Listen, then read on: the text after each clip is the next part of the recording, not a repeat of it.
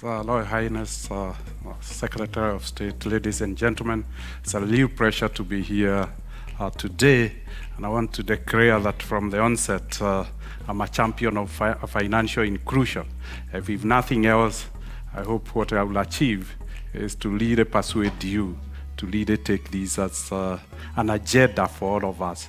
Because when you get 2 billion people excluded from financial inclusion, it then means that they are denied the opportunity needed to realize their dreams. Financial systems allocate resources. So if you are not being allocated resources, then it means you are condemned to your status, which normally is poverty. And the challenges. I've been asked to give a little bit about the challenges and the success as a use case of Equity Bank. Equity Bank started about 35 years ago. After 10 years, it was declared technically insolvent and was condemned for closure. It was number 66 out of 66 financial institutions in Kenya. And it had distinguished itself by having accumulated the highest losses of that period. It had started with a capital base of 1 million Kenya shillings, but it had accumulated losses of 33 million shillings, technically insolvent to 32. The funny thing, the total assets were only 22 million. So how they balanced the books, I didn't know. So that's where the story starts. And essentially, this was the era of microcredit. That's when everybody was pushing Grameen, BRAC, and all the others we knew. And Equity made one just simple differentiation from microcredit. It chose to be a microfinance institution, offering the whole range of financial savings. Payments, processing, savings, insurance, and all the rest, such that realization that the poor people need the whole set of financial tools, not just one tool. That gave us a significant opportunity of differentiation and to become a one-stop shop for financial services for the poor. The second aspect was recognition that by that time, only 4% of Kenyans had bank accounts. And so banks were not in the marketplace, they were niche players. The market was 96%. And then there were niche players at 4%. So Equity chose not to compete with the banks, but chose to compete with who was providing financial services to those who were excluded. Research reflected that people were keeping their money under the mattress. And so our competitors' analysis was not about banks or financial institutions, it was about the mattress. And suddenly, we realized why the mattress was more competitive than the banks. It was not charging fees. That was one of the things. It had no minimum balance. It was accepting whatever a person had. The third one was that it was availing liquidity while needed. But banks were restricting withdrawal on two aspects: frequency and amount. If you wanted more than a certain amount, you had to give 7 days notice. And you could only access your money once. So these are the tools that we did. So in our model of banking, we removed minimum balance. We said you open an account even when you don't have anything. If you have an expectation or a dream of ever getting something, we'll give you an account. The second thing, you could withdraw the maximum you had, but we could also offer you, in case you came and you found your money had not come to the bank or had not been credited, we could allow you a little bit of credit to be able to travel back home. So minimum balance went to negative, build on trust. The third thing, we removed the ledger fee, because poor people could not understand how they keep their money in the bank and somebody keeps on withdrawing through ledger fee and standing orders as we all knew them. So we abolished all that, and then we removed the frequency. We allowed people to withdraw as many times as they could, and limitation of how much you could withdraw. So that was literally changing the model of the bank. But more importantly was we changed Equity from a commercial mindset to a social movement mindset, and that was more on the corporate philosophies. We created that the bank's essence or purpose was socio-economic transformation, was not bottom line, was not balance sheet, was not profit, and essentially this became the cycle of the staff, that they were not being measured by how much money they made, it was how many lives they helped to transform, how many tools they availed to the population to use as tools for socio-economic transformation, and how much they brought champions. And that is why my first cause was to appeal to you to become also champions of this. And of course, the vision was modern financial services. The poor deserve quality above all. It's not just the products, but quality. And of course, then we had to provide one distinction from banks. We had to listen, to understand, with an objective of understanding. And that helped us a lot to develop the products the poor required. And then the only currency we had, because we were technically insolvent and they were poor, is trust between us. They didn't look at balance sheet, so we were not to look at their poverty, because we were equally poor. So that has helped.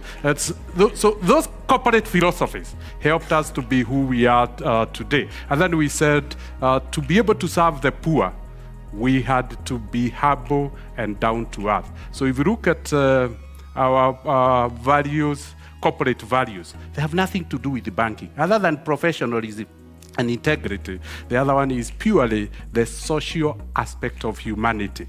Is respect for one another, dignity for your customers, creativity, teamwork with your customers. And essentially, we didn't become a bank. We became a social movement. And if you look at equity customers, never say they are customers. They say they are members. Members of a movement of socio-economic transformation. The psyche of the people is how many members they are able to bring and how many members are empowered. And basically, eventually, we have evolved to become really a one-stop insurance, everything all put together to serve very strong governance structures. This is where maybe I would say the biggest source of our success is corporate governance, so that leader became the engine that guided. And of course, and that was phase one, as we saw remove financial barriers.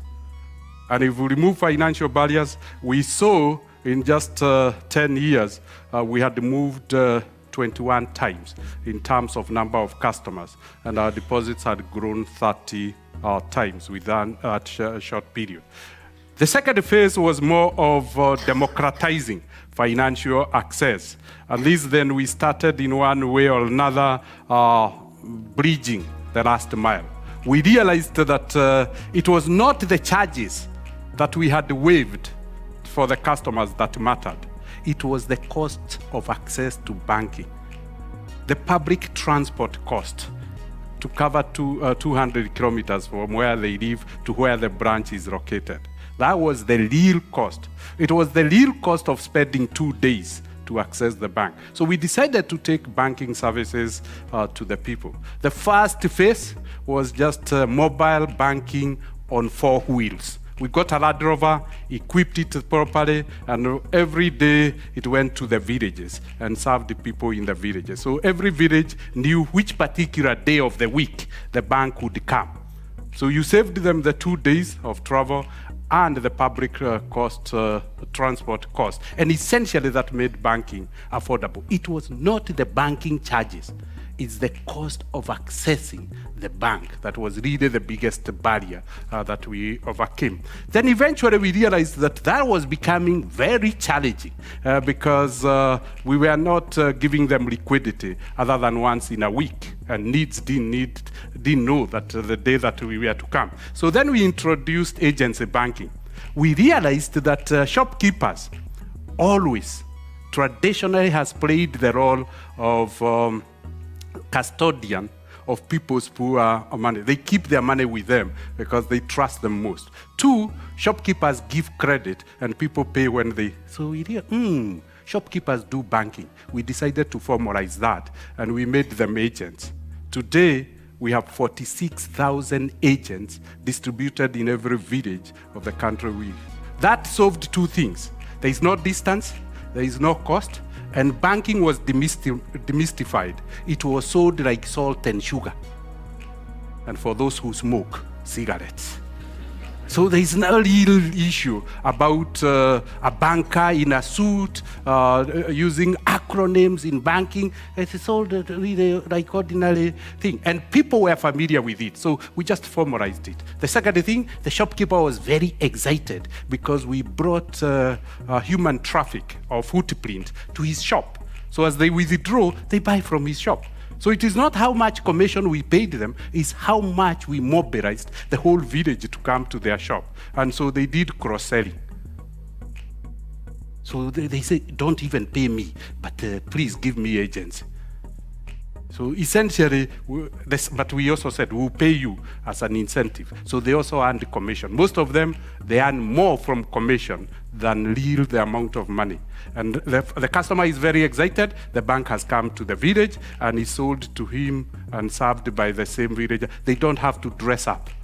They don't have to take a bath because they are going to a bank. Once they come from the farm, they withdraw their money or deposit. And trust is somebody you know. It's not that mysterious banker in a red tie. So that brought us a lot of... And then phase 3 was realization that phase 2 we started competing with the banks. Here we were disrupted by telecoms. Telecoms came and simplified banking. What they did, they didn't give financial services. They gave convenience. And that is the biggest challenge the world has to contend with. Telecoms don't offer financial services. They offer money transfer. They don't complement and compete with the banks. They compete with Western Union and MoneyGram because they transfer money. Financial services is savings, it's loans, it's insurance, it's money transfer, it's payments. So what did we do? We accepted telecom and called it financial inclusion. We did disintermediation. Those who understand Kenya, because Kenya is very successful in telecoms, savings to GDP climbed down from 28 to 24 to 18 to now 12%. So you are successful in convenience, but you kill savings. Development is not about credit, it's about savings. It's savings that power investments. Until a nation, a population has the discipline of savings, then it can't invest. So we have completely disintermediated. It's equity saw that threat, and simply what it did was to apply for an MVNO license. So we got a license and then decided we'll use telecom as a channel, not as a financial service provider. So it became a channel, and we give each of our customers a SIM card. That was when it was only feature phones that are available. Now with the smartphone, we do develop app for them, and then they have the freedom to use whichever phone that they have. And that has basically transformed the bank. And that is really, the good thing is then we moved to variable cost, and the bank moved away from brick and mortar. Quickly, these are the tools. We don't any longer call them products. Why? Because then we digitized all the products, and these became the tools to access the whole range of banking products. So they are more of appropriate. So for ordinary people, it is SDK and or USSD or the app. For individuals whereof, it's personal internet banking. For corporates, it's cash and liquidity corporate banking tools. Then you're able to get the whole. Now, we can see what has happened to the channels. Look at it, mobile to cover, and 97% of all our transactions are now on the mobile. And as you can see, jointly here, we can declare the death of the branch. The branch is now only as an advisory center, not a transaction center. Why cash has been digitized? Once you remove cash in the equation and allow digital payments, then the branch ceases to be a transaction. And we can see the tools. Look at the agents and look at the branches in terms of numbers and how that has been done. This is the most conventional, the work of agents. The gray is withdrawals, and the orange is deposits. So you can see people have accepted digital currency. The agents are now bridges of converting cash into digital money, and once it becomes digital money, then people use electronic payment or digital payment. And so it mobilizes money more. And we can see the payment tools. Once you start now digital payments, the biggest challenge is to digitize retail commerce. And we can see once, then this is fintech capability. And the convenience of telecoms are brought and money transfer. Essentially, Equity controls 60% of all merchant banking in Kenya and 70% of all diaspora banking. Well, you have 46 banks in the country. And we can see most of the bulk of the transactions have been digitized. And so these are now more of converting ourselves to a fintech as opposed to a bank. So payment gateways and APIs. So you expose the APIs. So what we have is a platform, and we expose the APIs, and people do whatever they want to do with the capabilities of the bank. So we are no longer providing products, we are providing capability of the bank, and you customize that to your infrastructure. And we can see what is happening at the level. Let me try and close because of time. What has been the impact? What has been the impact? 13.5 million people from the 2,000 we started with have now access to banking services. They have savings, they have... Now, products, we didn't call them current accounts. What we realized the poor people was transactional accounts. They could not afford the cost of a current account, but they needed an account that allowed them to transact. So we created transactional accounts. Instead of savings, we just created accounts that received their money and removed all the charges. And essentially, we can see then it in terms of loans. If you look, it's the same curve for loans and deposits. Why are we stagnating? Because of challenges of regulation. The government said, no, can we cap interest rate? They capped interest rate at 13%, and sovereign risk rate is 14%. The private sector is expected to borrow lower than government. And essentially, we had the inversion immediately. And we can see the total assets. From the $300,000 we are talking about, we are now above $6 billion US. The poor can save, and the poor can borrow. And we can see the shareholder. From the technically insolvent bank, we now have $1 billion and a market cap of $2 billion. What have we become? The biggest bank in East and Central Africa. $50 million bigger than the next bank in Nairobi Stock Exchange. So he said, and we can see what happens in terms of trade. We were growing tenfold every 5 years, sustained for 20 years. Keep on mopping. And we can see the numbers. The value that was created, because it's a poor, we created enormous value. We have now replicated the model across the region, and partnership, championing the cause. We now process social payments for the donors for free. And we have partnered with them because we have realized you need to go beyond financial products for the poor. We have learned from NGOs, create capacity. So you can see the financial literacy. We have trained 20% of the total entire youth population in Kenya. We have reached to the children of the poor, and the rest. And the rest is, as we can see, is history. My time is over, but the microfinance institution is now ranked the 11th largest, best bank on earth in return on assets, and 35th most globally solid bank in the world. And that is the market cap in the stock exchange, now the #1 bank. Hang on. No, we have a few more minutes. Yes, thank you. We have a few more minutes. Thank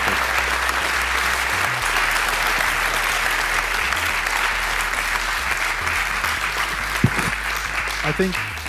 I think the applause speaks for itself. I don't think I need to comment much on the presentation and the story. We're in an unusual position. We're ahead of time. Okay, thank you. So I'm not quite sure what to do. And I think what we'll do is just to pick up on a couple of things. I'll tell you what I love about the Equity Bank story is that it's all true. That's what I love about it. It's true. Commercial lending to Africa's unbanked, the bottom of the pyramid. Don't underestimate the significance of that statement. What I hate about the Equity Bank story is that it still stands in isolation. It's hard to think of another example across Africa's 54 countries that has been able to replicate this model in a meaningful way. Now, we've seen you're expanding. What would you put that down to? It should be the model for Africa. Thank you very much. Two challenges with the equity model. As we saw earlier, it is powered by passion and enthusiasm for doing good in society. It is not profit motivated. It is about socio-economic transformation. No bank has been able to replicate that vision. A vision-driven, a purpose-driven organization. The second thing is that equity inspired a lot the corporate banks to come, and we had a lot about downscaling. And in Kenya, almost every bank then opened branches in containers to compete with equity. But they never changed the organizational culture. Where people's train is changing the organizational culture. When you come from corporate and you think you are downscaling, you need to downscale the way you treat people. For the poor, what they really require most before you give them your financial product is dignity and respect and honor. That's what they really require most. They want to be treated with dignity. But if the mindset of your staff is still that you value customers based on the size of their deposit, or the way we measure customers, how much money do we make on that customer, and value customers based on amount of money you make from it, all the banks tend to fail because of that. Some food for thought for the corporate bankers in the room, perhaps. Very quickly, what about regulation? Because that seems to be a real cap, literally and figuratively. I think also we must give it to the Central Bank of Kenya. They were trying to solve a problem of inclusion. And so they became partners. If you read a book written by Professor Gerhard Kotz, the title of the book is Understanding the Rebirth of Equity, from Technical Insolvency to What Equity is Today. They recognize the third success factor of transformation was accommodation by the Central Bank of Kenya. Essentially, the biggest challenge was compliance. The regulation is written in such a way that for you to be allowed to open a bank account, you have to have a utility bill. You have to have an address. But the address in Africa is a hill. I live in this. That's not recognized in registration as an appropriate address. Or next to the fig tree. So essentially, that issue of eligibility, what is normally known as KYC, know your customer, that needs to be abolished. And basically in Kenya, what we did, we were a bit bold and audacious. We looked at the act, not what it allowed, but what it disallowed. So we said the Banking Act doesn't disallow this. So anything that was not disallowed, we assumed was allowed. The mindset. So we did the things. Like when we were challenged, why are you opening accounts without introductions? We said because we have taken the ID cards and we think the Kenya government knows its citizens. So we refused to take introductions, and because people had this national identification, we said that was sufficient. The government knows its citizens. Because there was no way in a village where there is nobody with an account, you get an introducer. It was an egg-chicken position. So we decided to open and then deal with the consequences. The consequences was accommodation. So we pushed the limits of regulation. The second thing is things like, if we go, because we are operating in DRC, You find members of parliament get very excited and get a registration that says you can't charge for ATM, you can't charge for withdrawals, you can't charge for agency, and then suddenly the bank says, how do you maintain this infrastructure? It must be done commercially for it to be scalable. Unless it's scalable. So there must be that accommodation. Or you come like Kenya and say, we cap interest rate, maximum is equal to sovereign risk. Then the banks really price risk. So there is no pricing of risk in Kenya. So what you do is you exclude anybody whose risk is higher than sovereign. Would you like to see more equity banks across Africa? Absolutely. That's why I attend every conference.